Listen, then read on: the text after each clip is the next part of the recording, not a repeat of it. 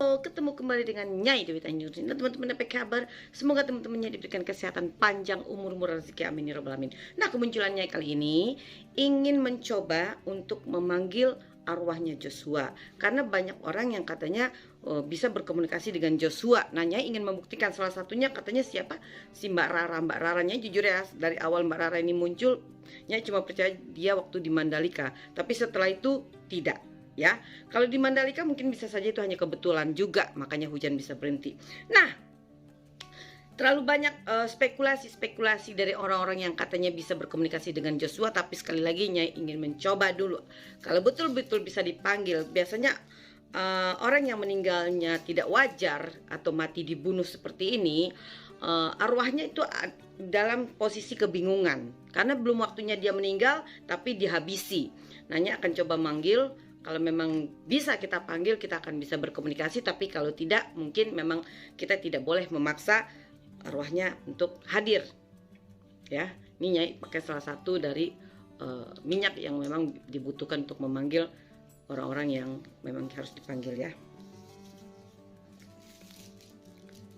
Nyai akan coba, tapi Nyai sekali lagi Nyai katakan, Nyai tidak bisa menjanjikan apakah betul-betul Joshua itu datang atau tidak gitu ya, karena sebenarnya kita tidak pantas memanggil orang yang sudah tiada gitu, apalagi dalam kondisi seperti ini. Tapi biasanya orang yang meninggalnya tidak wajar seperti ini itu akan datang menuntut balas di hari ke-30 hari, hari ke-40 harinya.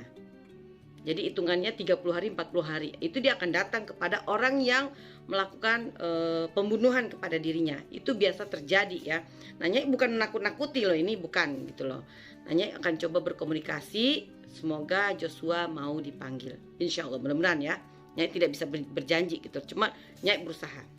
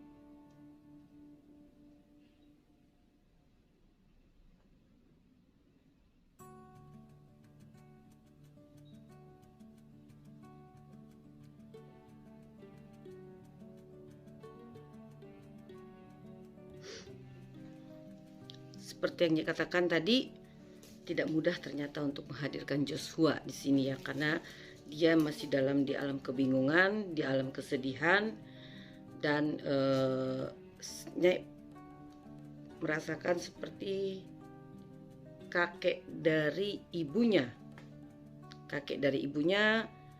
sedang bersama dia. Itu ada kakek-kakek, tapi kayaknya dari pihak ibunya tidak bisa merasakan lebih dalam karena terlalu jauh gitu ya. Terlalu jauh gitu loh, karena hanya bisa meraba sebatas itu saja gitu loh, nggak bisa lebih jauh lagi gitu ya, karena dipaksa untuk hadir pun itu tidak baik gitu loh, karena arwah yang memang dalam kebingungan seperti ini harusnya kita berikan ketenangan batin ya, daripada kita untuk panggil, untuk kita tanya-tanya gitu ya. Tapi Nyai berharap gitu loh, kalau memang di hari ke-30 itu nanti misalnya Joshua akan menampakkan penampakannya gitu loh ya. Kalau kita mungkin beranggap itu mungkin jin atau itu khodamnya, tapi bisa jadi karena dia meninggalnya itu kan mati dibunuh, dianiaya. Mungkin bisa jadi dia akan datang kepada pembunuhnya, kepada orang-orang yang membunuhnya. Itu biasa terjadi untuk menuntut balas gitu loh. Itu bukan itu ya, bukan karangan atau bukan hayalan, bukan nakut-nakutin gitu ya.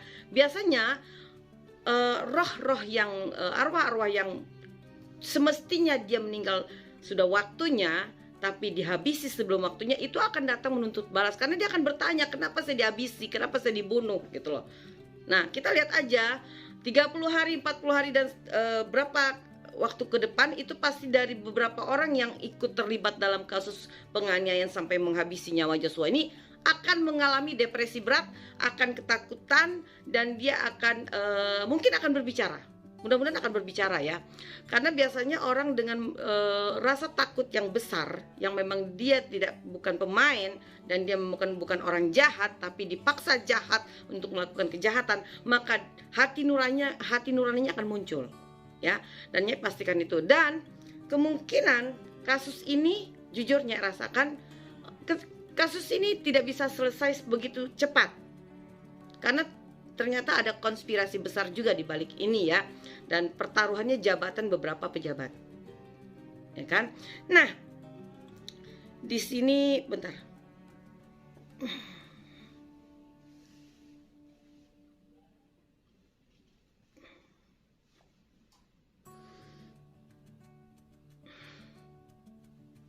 Mohon maaf ya teman-teman, ternyata ada yang berusaha mendekati Nyai karena barusan Nyai sedang membuka dimensi lain, jadi agak bersentuhan dengan badan Nyai.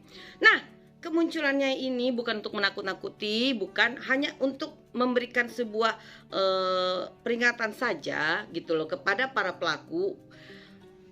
Tidak akan lama lagi Joshua akan datang.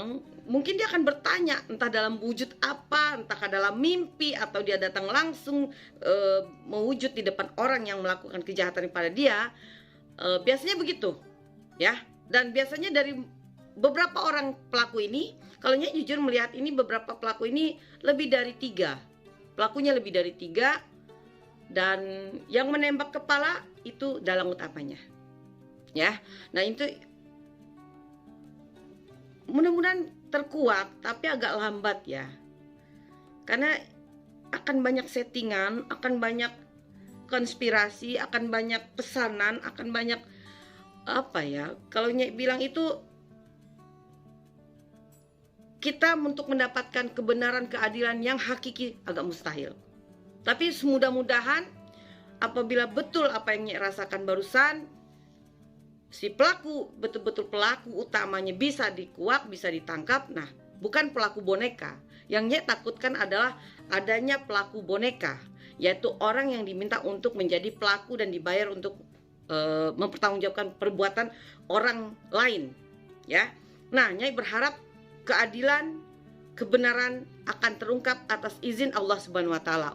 Bagaimanapun settingannya manusia, tapi kalau Allah mengatakan kun fayakun, maka terkuaklah segala kebusukan, kebejatan orang-orang yang menghabisi Joshua. Yakinkan itu. Dan hati-hati kepada kalian para pelaku yang ikut berkonspirasi, yang ikut bersekongkol. Hidup kalian tidak akan pernah tenang seumur hidup, karena kalian akan dikejar-kejar, pertama dengan rasa takut, rasa bersalah, dan rasa berdosa. Kedua, kalian akan dikejar langsung oleh arwahnya Joshua. Pastikan itu ya. Nah teman-teman, mudah-mudahan kedepannya kasus ini bisa memberikan keadilan, karena ini telah meresahkan seluruh masyarakat Indonesia, dan Bapak Presiden bisa memutuskan satu keputusan yang menggembirakan di saat hari kemerdekaan nanti 17 Agustus. Assalamualaikum warahmatullahi wabarakatuh.